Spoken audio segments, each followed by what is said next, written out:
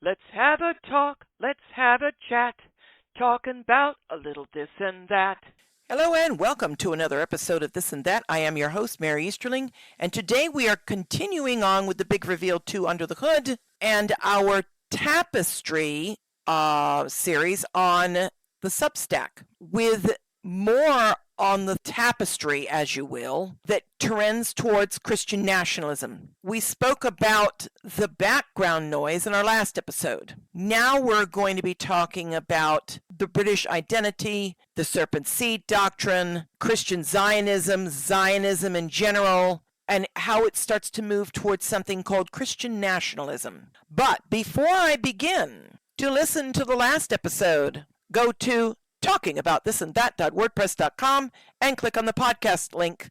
Scroll down to the Big Reveal 2 Under the Hood. Also, you will find this audio series with its written portions on mfeast.substack.com. It's the Tapestry series. Sign up for it. The Substack is free. So now that we have the background noise talked about in the last episode, and we see that this has evolved from doctrinal understandings and religiosity to the more emotional, personal, experiential salvation, to a social gospel that is both evangelical and social outreaching, like homeless feeding ministries, homeless shelters, or the orphanages back in the day, the workhouses that Christian charities ran. But the shift of believing that British and colonial white Anglo-Saxons were part of the lost 10 tribes makes the covenant and connection based on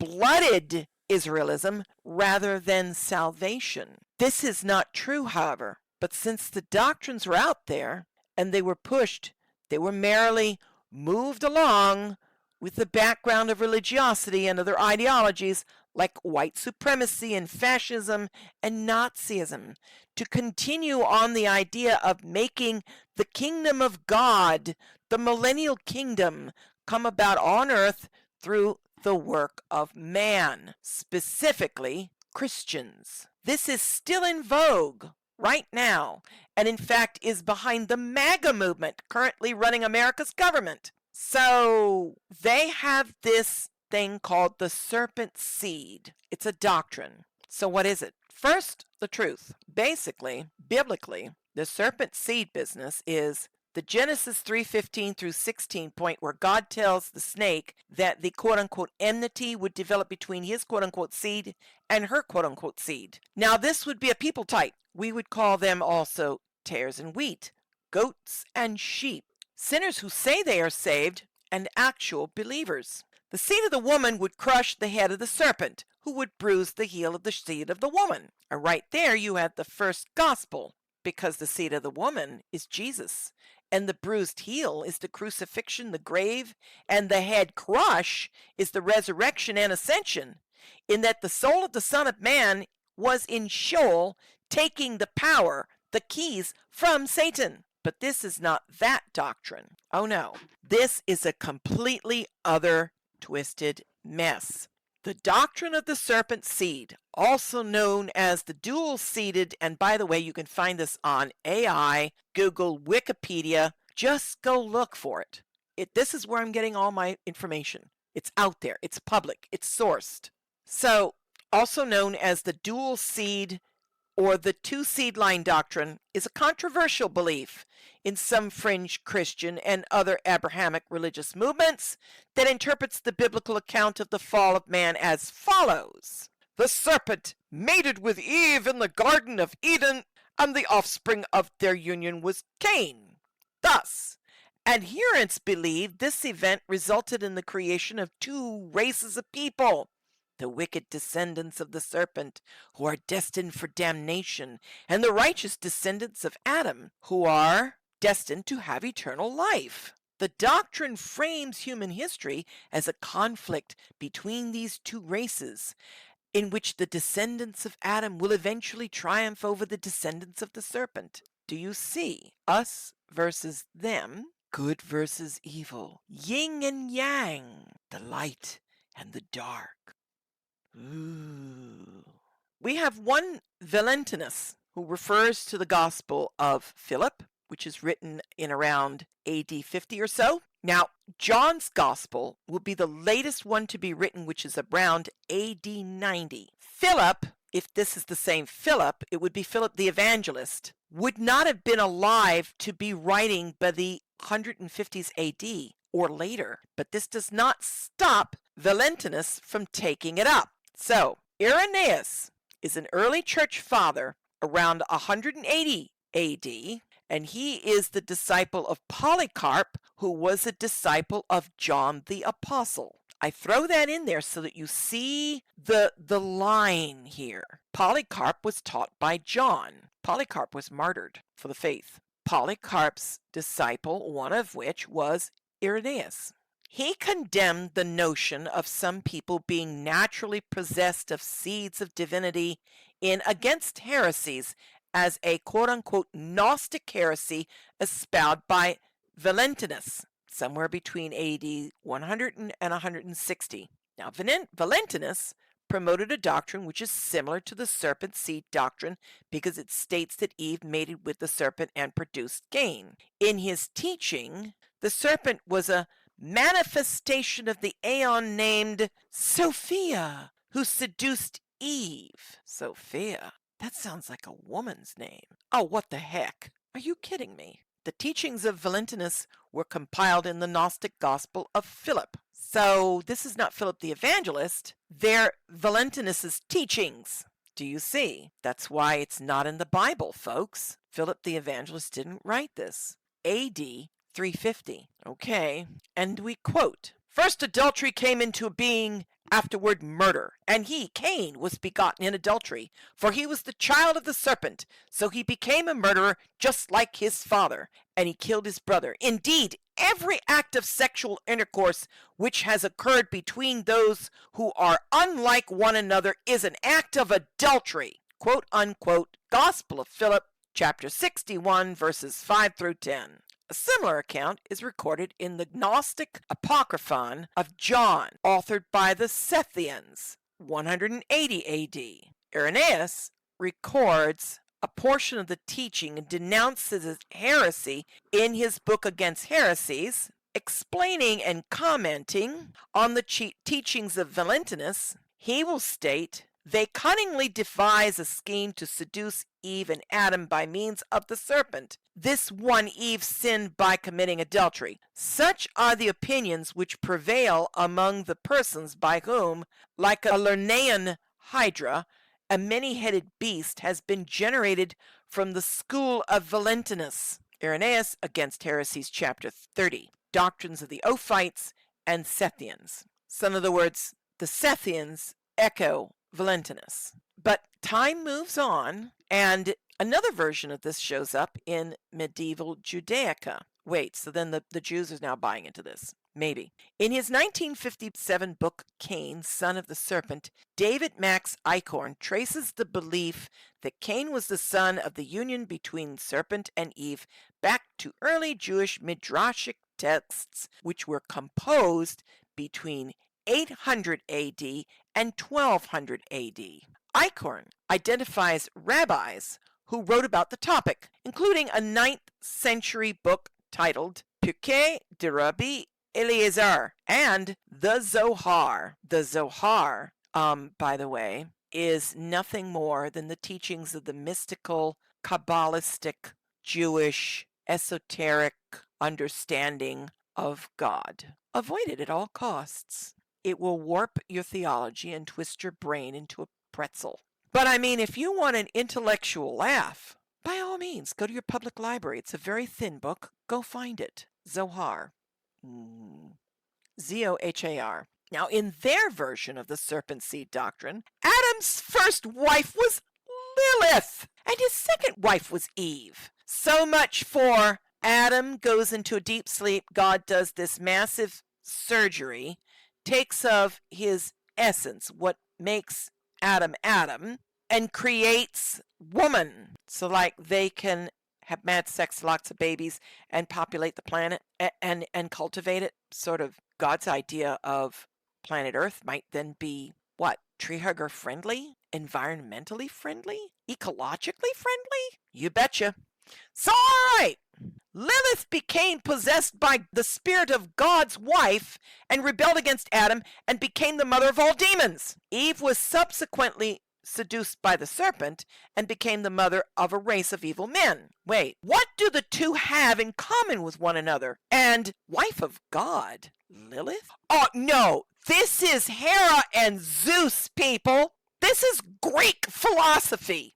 I'm not kidding. Hera, Zeus was this philandering deity, and Hera was the scorned wife, god and goddess. She had her hands full with that man, that deity. Remember Hercules? Yeah, that was Zeus sleeping with a woman, an earth woman. Pissed Hera off. Hercules had to deal with Hera. It's a fascinating little story. Of course, Disney didn't do too bad with it. From zero to hero. So, still, more is found in the Aramaic text Targum Pseudo-Jonathan, which contains passages which refer to the serpent seed concept. The Targum was referenced by Rabbi Menachem Rekanati, 1250 to 1310, in his Perush al-HaTorah. The age of the writing is disputed. A 2006 analysis by Beverly Mortensen dates the Targum Pseudo-Jonathan to the 4th century. She regards it as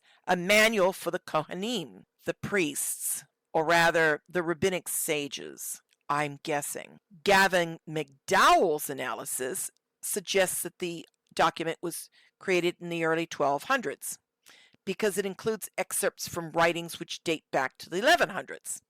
Either way, it's out there. So we're still in the dark ages of Judaism and Catholicism has locked up the Bible, keeping the words from the masses, and replacing a relationship with Jesus with a priesthood and a papacy to tell the believer what to believe. Catholicism sees itself as the church with Christ in the midst, and the Pope as his representative without fallacy on earth. The vicar of Christ on earth? Right. Utter rubbish, by the way. Man is fallible, if nothing more.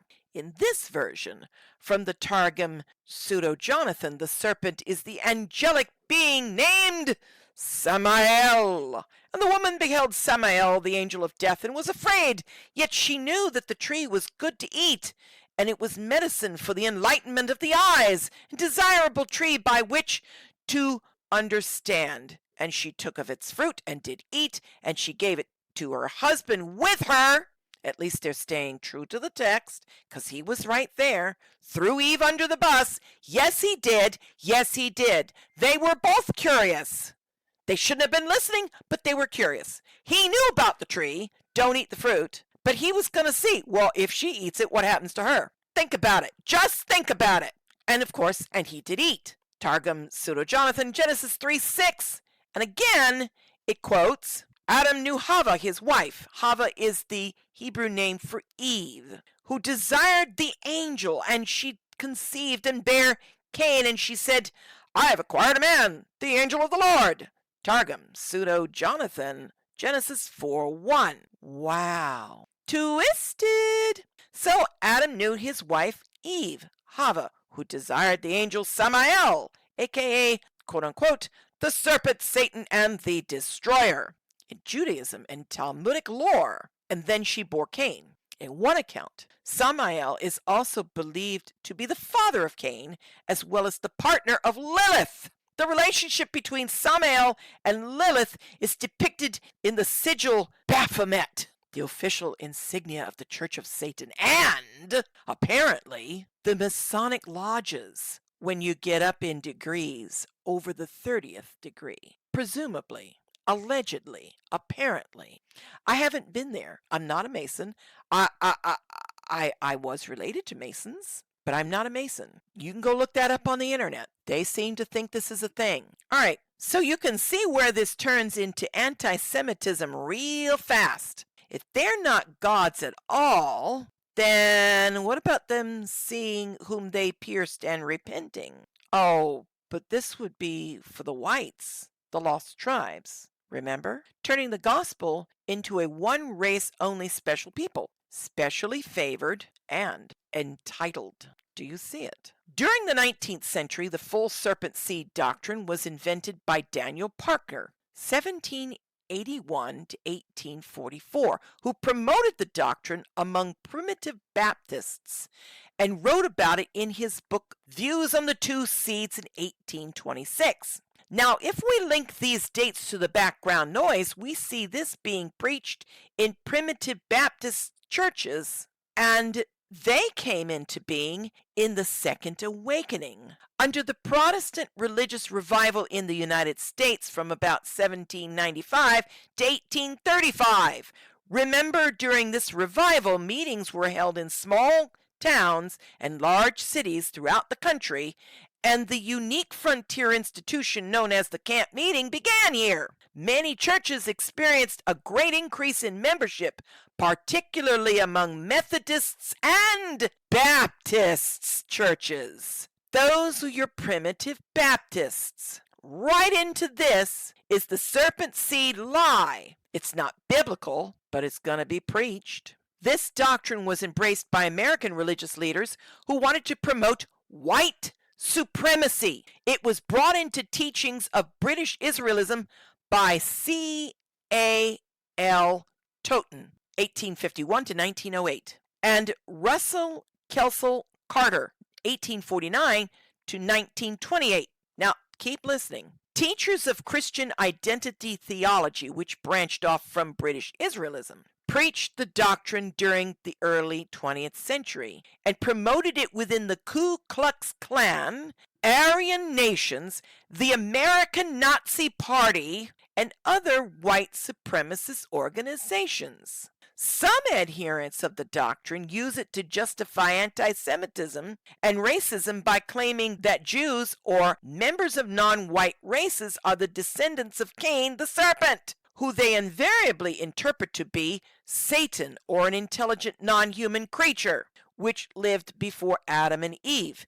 Yes, by the way, there was a race before Adam, because the world was so devastated. Remember, in the beginning, it was Vohu Betohu, void and desolate. The Spirit of the Lord was hovering over the face of the waters, apparently like an ice ball. Oh, what had happened? What about the dinosaurs? Were they around? Were there dinosaurs around when Adam and Eve were around? Were there? Did T-Rex get scolded by an angel for trying to get into the garden? I don't know.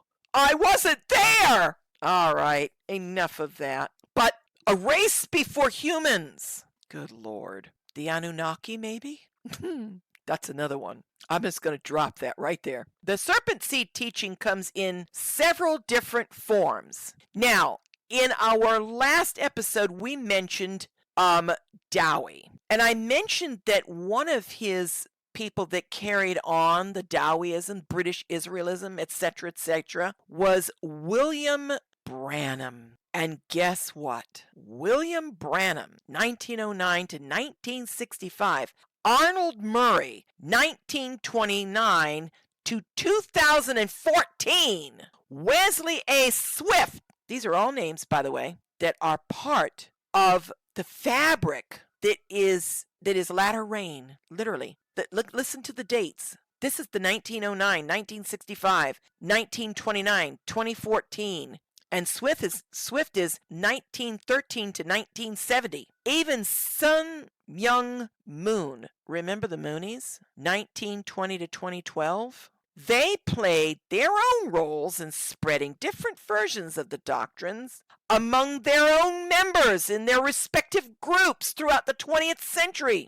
This has gone all around the world. There are millions of adherents of the Serpent Seed Doctrine with Branhamism and the Unification Church. I will send you to this website, Leaving the Message on YouTube. Go look it up there. This is talking about Branhamism and the Unification Church. And I got so much information from those series that filled in blanks.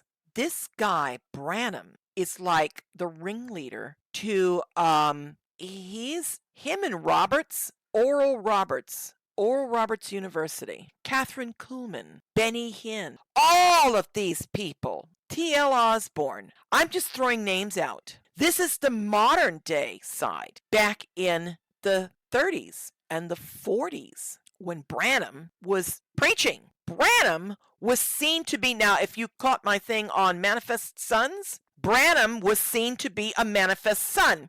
Branhamism sees him as a Jesus. Remember the Trump meme? Trump is Jesus? Yeah.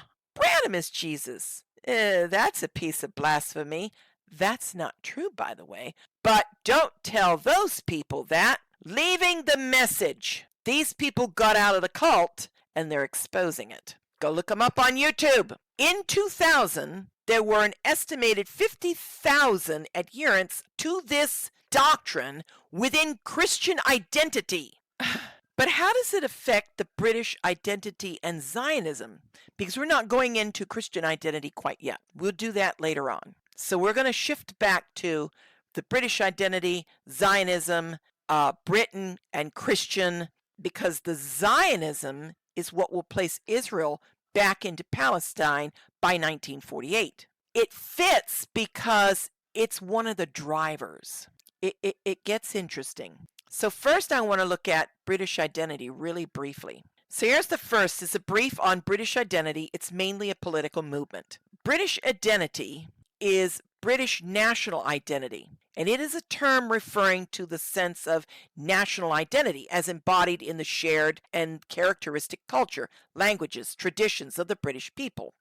It comprises the claimed qualities that bind and distinguish the British people and form the basis of their unity and identity, and the expressions of British culture such as habits, behaviors, or symbols that have a common, familiar, or iconic quality readily identifiable within the United Kingdom. Dialogue about the legitimacy and authenticity of Britishness is intrinsically tied with power relations and politics in terms of nationhood and belonging. Expressing or recognizing one's Britishness provokes a range of responses and attitudes, such as advocacy, indifference, or rejection. It acts as an overarching identity encompassing English, Scottish, Welsh, and Northern Irish identities.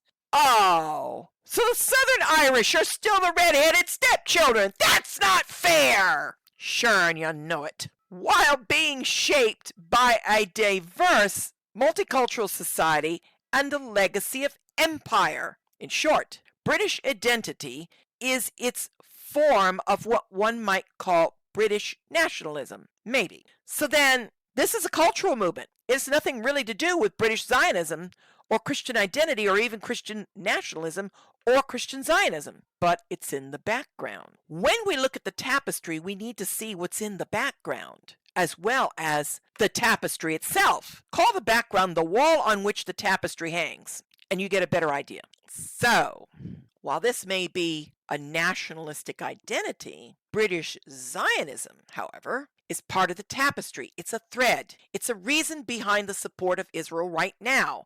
The idea that if you do not support Israel, you cannot truly be Christian is a reality. I know people who believe this. So what is British Zionism? British Zionism refers to the development of the movement for a British national home within the United Kingdom, peaking with the 1917 Balfour Declaration. Driven by geopolitical, strategic, and religious motivations, Britain provided the vital mandate support that facilitated Jewish immigration and state building in Palestine. British support stemmed from a mix of sincere humanitarian concern for persecuted Jews, Christian Zionist theological beliefs, also known as Restorationism, and perceived imperial interests in the Middle East. Oh yes, don't forget imperial. The Britain that we have today is not the Britain that Queen Elizabeth inherited.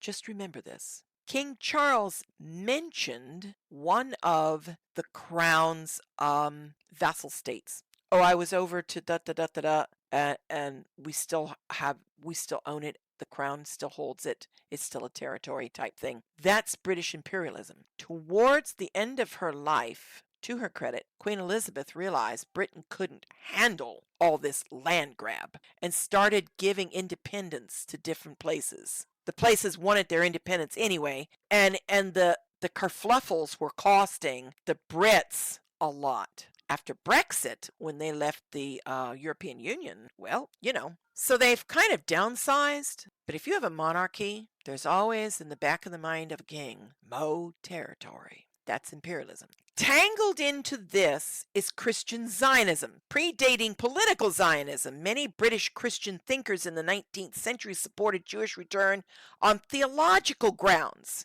So this is the concern for the people who are displaced. But if you think about the dates, you're looking at the 19th century or the late 1800s, and you're back to the second and now third awakening and the full-blown social gospel and the impetus to, by good works, set up the kingdom of heaven on earth. Or that would be Israel. Zionism itself was the seedbed. So what is it? Briefly, Zionism is a 19th century nationalist movement advocating for the self-determination of the Jewish people and the creation and support of a Jewish state in their ancestral homeland. Again, 19th century or late 1800s Victorian era, and the second and third awakenings and social gospel and the works to create the kingdom. They're all in this. It emerged in the late 19th century Europe as a response to rising anti-Semitism, the Serpent Seed Doctrine, British Israelism, anti-Semitism. That's what was going on, and as a part of the broader rise in European ethnic nationalism, like British identity. Right, the anti-Semitism, of course, is on account of the Serpent Seed Doctrine, of which we spoke earlier, and the white supremacy movement. So enter one Theodor Herzl, who is often considered the father of the modern political Zionism. He fought to formalize and globalize the movement, aiming to secure a legally recognized home for Jewish people. The aim was to establish and maintain a Jewish sovereign state, which was achieved with the independence of Israel in 1948. Zionism is not a monolith. It's not just for Jews. It includes socialist, religious, and revisionist movements. So in other words, it's a plug and play. A lot of other peoples plug into it to play with it. It is supported by many Jews and non-Jews worldwide. But why? Eschatology. Now we pause to reflect that we had two wars. One is the other shot heard round the world. The shot heard round the world, quote unquote, in context of World War I refers to the assassination of Archduke Franz Ferdinand, heir to the Austro-Hungarian throne, by Gavrilo Princip, June 28, 1914 in Sarajevo. The shots, fired at point-blank range, triggered a chain reaction of alliances and declarations of war, initiating a global conflict, having sparked a diplomatic crisis with Austria-Hungary declaring war on Serbia, which in turn brought in Germany, Russia, France, and Britain into a war and into complex treaties. After this four-year catastrophe, Germany was made to bear the whole blame. The Treaty of Versailles was signed June 28, 1919. It officially ends World War I between Germany and the Allied powers. So right here, you've got the Ally and Axis powers. This is global history. We've got the seeds for the United Nations right here. And this will actually spawn the Second World War. How? The treaty imposed strict punitive measures on Germany, including massive reparations, significant territorial losses, and severe military restrictions.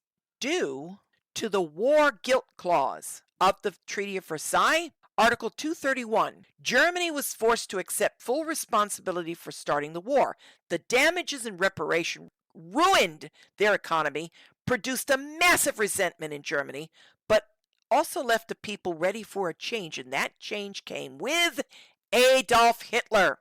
He promises a quote-unquote New Deal of sorts, relief from the economic ruin and revenge age after fashion. Nazism went out like a flood and engulfed the peoples in a fervor of falsehood. We have until Trump judged Germany. Now we're doing the same things to our own immigrants. What do I speak of is the camps, the detention centers that want incinerators. Iran and the gas crisis are silencing all the other stories that are still happening around the nation under the radar. Epstein files. When was the last time you heard about them? It's no longer in the forefront. Neither is ICE, neither are the detention camps, but they're still going on. See a pattern? Hitler uses his war that he starts to do the same thing to Germany. No one is aware of what's happening to the Jews, the sympathizers, and those that are not deemed Aryan. Now, right here, I point back to this line. Teachers of Christian identity theology, which branched off from British Israelism, preached the doctrine during the early 20th century and promoted it within the Ku Klux Klan, Aryan nations, and American Nazi Party, and other white supremacist organizations. Wait, so where do you think Nazism started? Was it Germany, or was it America, or was it both? The 20th century or the 1900s and the wars. Do you see it? Now we go post-World War II, and the truth gets out about the Holocaust. And now Christian Zionism uses this like a trumpet to sound the alarm, and the Zionist movement that had gotten little to no traction suddenly takes off like a rocket. So then a Christian Zionist named Arthur Balfour takes action. The Austro-Hungarian business is in 1914. His little declaration was in 1917, right during the First World War.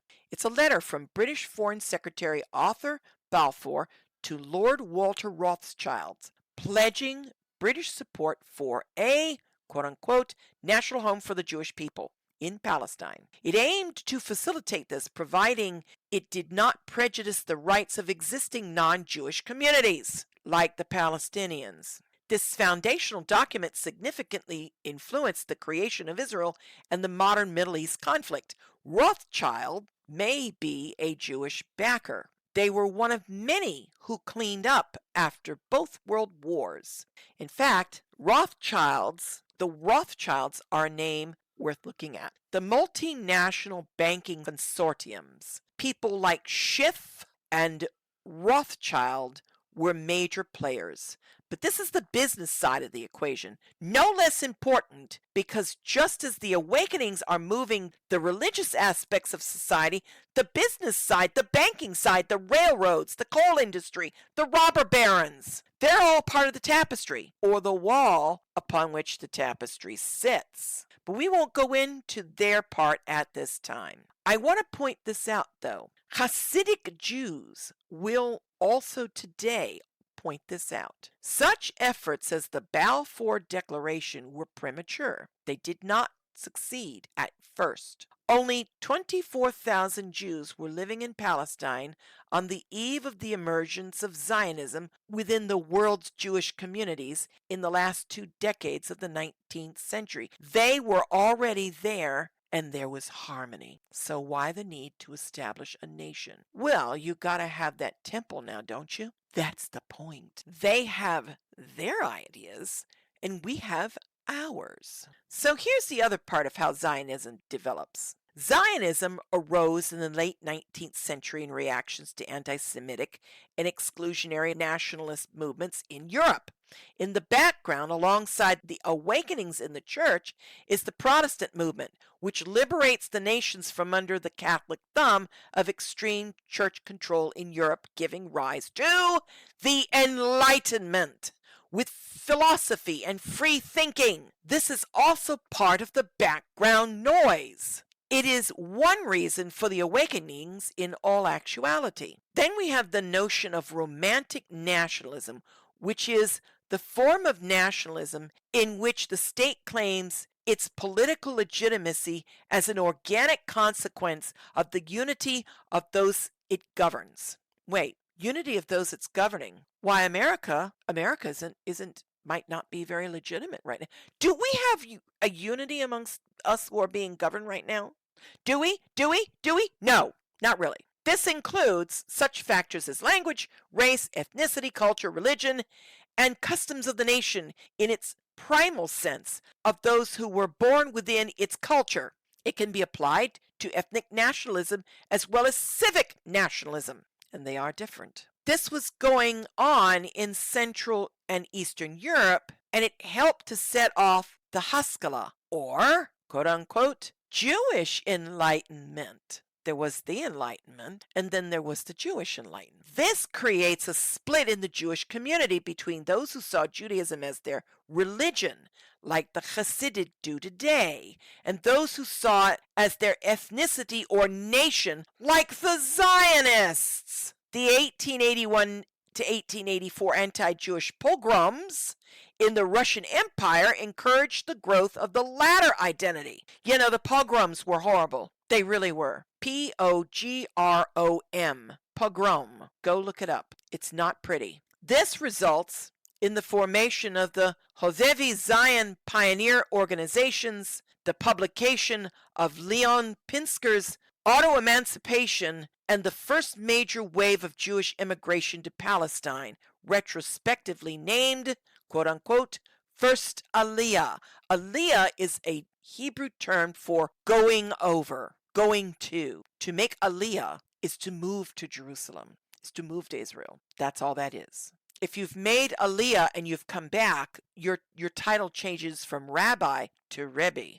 Okay, so even before Arthur Balfour gets involved, these organizations are funneling refugees into Palestine, starting to upset the balance of land holdings. In 1896, Theodor Herzl, a Jewish journalist living in Austria-Hungary, published the foundational text of political Zionism, Der Judenstaat, or, quote-unquote, the Jews' state, or, quote-unquote, the state of the Jews, in which he asserts that the only solution to the quote-unquote Jewish question in Europe, including growing anti-Semitism, was the establishment of a state for the Jews. A year later, Herzl founded the Zionist organization, which at its first Congress called for the establishment of a quote-unquote home for the Jewish people in Palestine secured under public law. Here is where the ZF began, the Zionist Foundation. Herzl never saw the dream realized, and after his passing, another one takes up the cause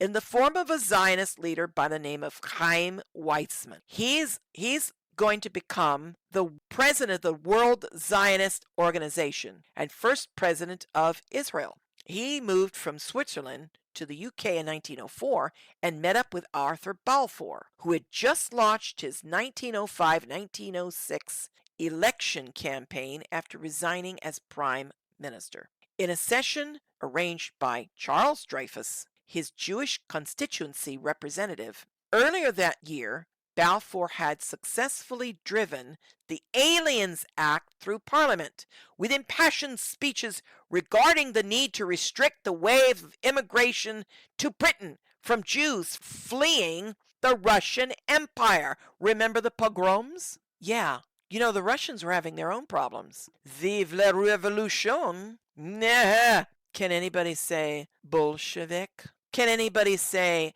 the death of a king and his family? The last Tsar of Russia, Tsar Nicholas. You got it. During this meeting, he asked what Weizmann's objections had been to the 1903 Uganda scheme that Herzl had supported to provide a portion of the British East Africa to the Jewish people as a homeland. The scheme, which had been proposed to Herzl by Joseph Chamberlain, colonial secretary in Balfour's cabinet, following his trip to East Africa earlier in the year, had been subsequently voted down following Herzl's death by the 7th Zionist Congress in 1905. After 2 years of heated debate in the Zionist organization, Weizmann simply responds that he believes the English are to London as the Jews are to Jerusalem. In other words, wrong place, dude. Good idea, just wrong place. So now we see the politics behind all this. Through the First World War, this negotiating continued. As the Second World War and its atrocities against the Jewish peoples got out, as I said previously, the move to the declaration of all the negotiations finally reaches the United Nations and became its reality. The political side of this, however, is a good read for anyone who's interested. So go to Wikipedia, Balfour Declaration. So then, because there's a whole lot more to this, and I'm not going to get down that rabbit hole. So then the basic idea of Zionism is from the Jewish Enlightenment and the split between Judaism, the religion, and Judaism or Jewishness as cultural in need of its own territory. Now I will note this. According to Hasidic halakhic understanding of their laws as they stand now post-temple, because of the great sin that cost them Israel and temple, they are seen to be forbidden by law, or an understanding thereof, to build a kingdom again. This whole era is seen as a permanent diaspora, one that only Messiah can undo when he finally comes.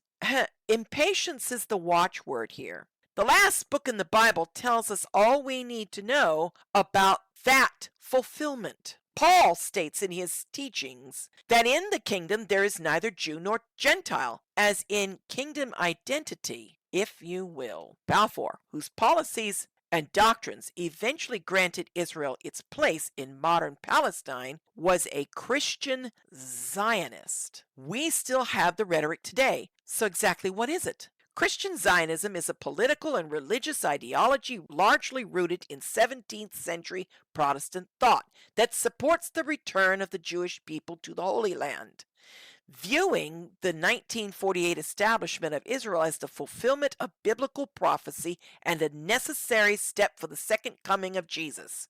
It is heavily influential within modern American evangelical circles, combining literal biblical interpretation with strong political and financial support for Israel. That's why we went to Iran. That's it in a nutshell. Politics wrapped up in this. This is Christian Zionism, folks, nestled in Christian nationalism. Okay, the 17th century Protestant thought has its roots in the movement or ideology which was found in English Puritan ideas of Jewish restoration, evolving from Christian restorationism. So what is that? Christian restorationism. Restorationist Christianity or primitivism is a movement aimed at restoring the church to what its followers believe are the original pure practices and beliefs of the New Testament era. It rejects post-biblical traditions, denominationalism, and human creeds, often advocating for, quote-unquote, no creed but Christ, to unify Christians under a primitive apostolic model, which today has morphed into the New Apostolic Reformation, or the NAR. Instead of walking in the Holy Spirit, these people are looking for a tangible connection, the Didache, the teachings of the apostle, divorcing Old Testament in many ways from the New, but seeing Christianity as the child of Judaism, not looking at things from God's perspective, but man's. Indeed, this is from the standpoint of Christian restoration and reformation and their idea of eschatology. It's amazing how much man will avoid the cross of service to the King of Glory, and also suffering for kingdom loyalties that Jesus plainly states. If we prefer our own lives above his will, or love any other thing or person before him, those are idols. The desire to establish his kingdom on earth by our own means is also a form of idolatry. Think about that.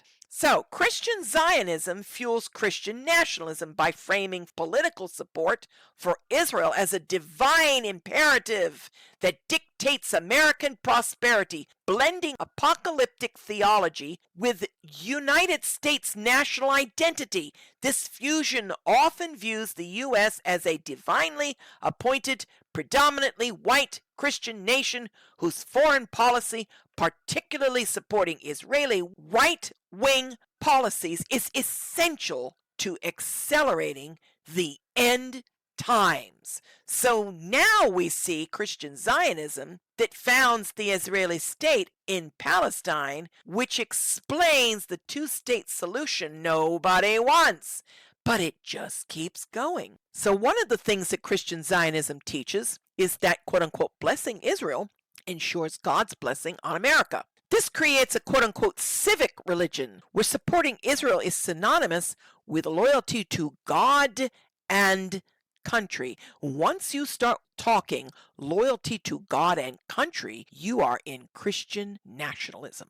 Over time, this theology transitioned from a minority evangelical view to a core part of the religious right's political platform. But the religious right chose for its champion the Republican Party. Now, there is a massive rabbit hole of history concerning the Republican Party and how it's shifted in politics over years, from the early formation as the Party of the Republic to what it is now. Cheap, cheesy advertisement. I encourage you to find Heather Cox Richardson on YouTube. Richardson.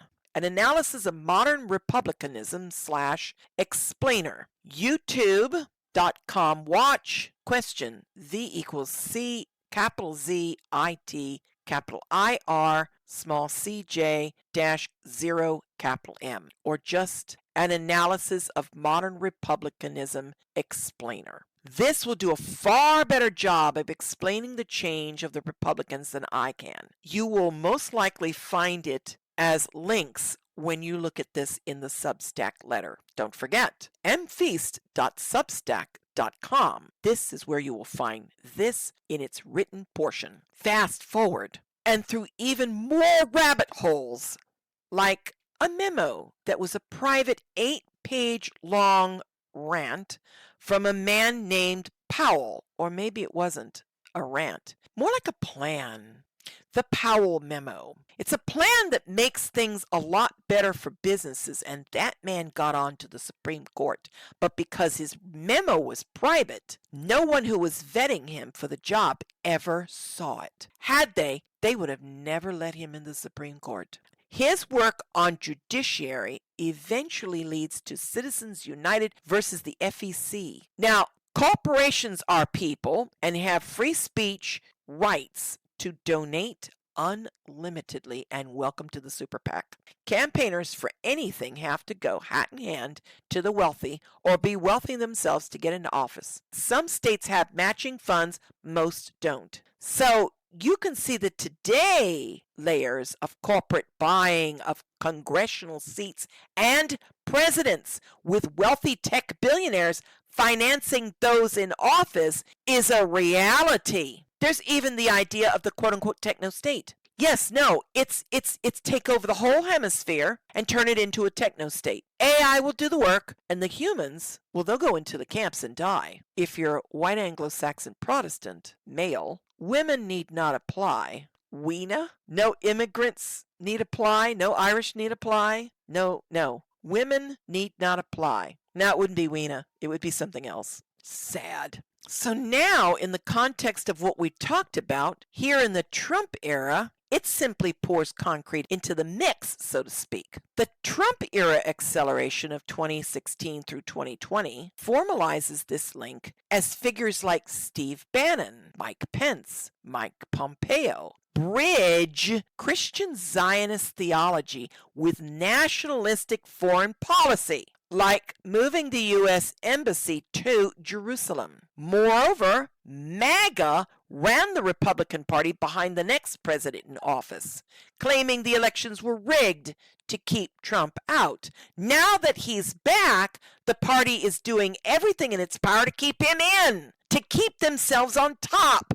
This is the Republican Party, MAGA-driven Republican Party, and it's turned this nation into a global nightmare. A little about Christian nationalism, and that's this. It's an ethno-religious nationalism whose ideology fosters an, quote-unquote, us versus them mindset, often aligning with white nationalism and viewing Israel as a partner in the global struggle against Islam. So now you know where the socialist Zohar Mamdani, who's also a Muslim, they hate him. We're going to have Sharia law, or women are going to have to wear a headdress. We'll have to say Allahu Akbar. It'll be terrible.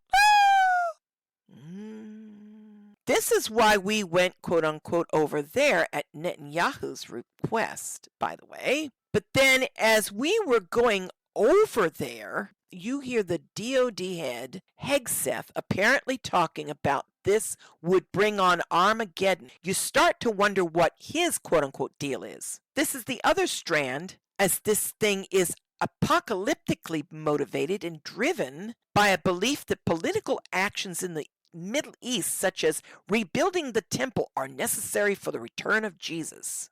So much for letting God do what God wants to do when he wants to do it. And anyone who is in the churches knows the whole Third Temple movement has been a theme for the last 80 years or more. This convergence merges domestic cultural war issues like opposition to abortion. No, opposition to the clinics that help black folk get by. Right. With international affairs, creating a potent, religiously motivated political agenda. And we will talk more about that in our next episode. So, until then,